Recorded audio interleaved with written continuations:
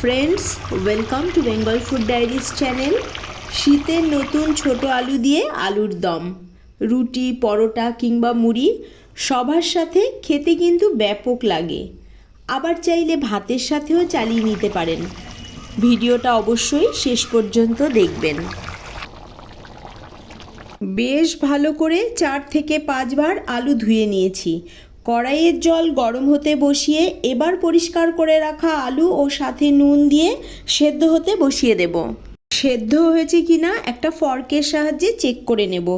এইভাবে যখন আলুর মধ্যে সহজেই গিথে যাচ্ছে তখন বোঝা যাবে আলু ঠিকঠাক সেদ্ধ হয়েছে। কড়াইয়ের তেলে ফোড়নে দেব গোটা গরম মশলা, শুকনো লঙ্কা, তেজপাতা ও জিরা। ফোড়ন থেকে সুন্দর গন্ধ বেরোলে দিয়ে দেব পেঁয়াজ কুচি। নাড়াচাড়া করে নিয়ে পেঁয়াজের কালার যখন হালকা লালচে হয়েছে তখন দিতে হবে রসুন ও আদা।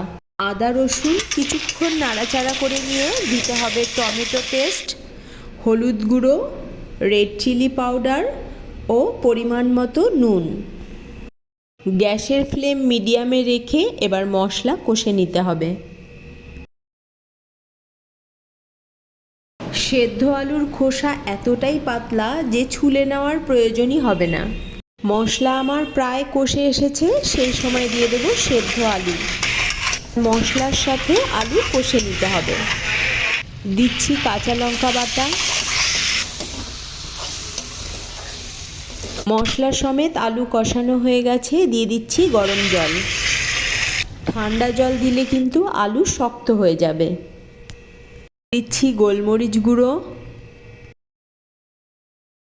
নামানোর 3 থেকে 4 মিনিট আগে দিয়ে দেব রোস্টেড জিরা ও ধনে গুঁড়ো করে রেখেছিলাম সেটা। শেষের দিকে দিয়ে দেব গরম মশলা গুঁড়ো। এবার সুন্দর করে মিশিয়ে দেব। সব শেষে ধনেপাতা কুচি ছড়িয়ে তারপর মিশিয়ে দিতে হবে। শীতের নতুন ছোট আলু দিয়ে আলুর দম রেসিপি আপনার কাছে কেমন লেগেছে আমাকে কমেন্ট করে জানাবেন।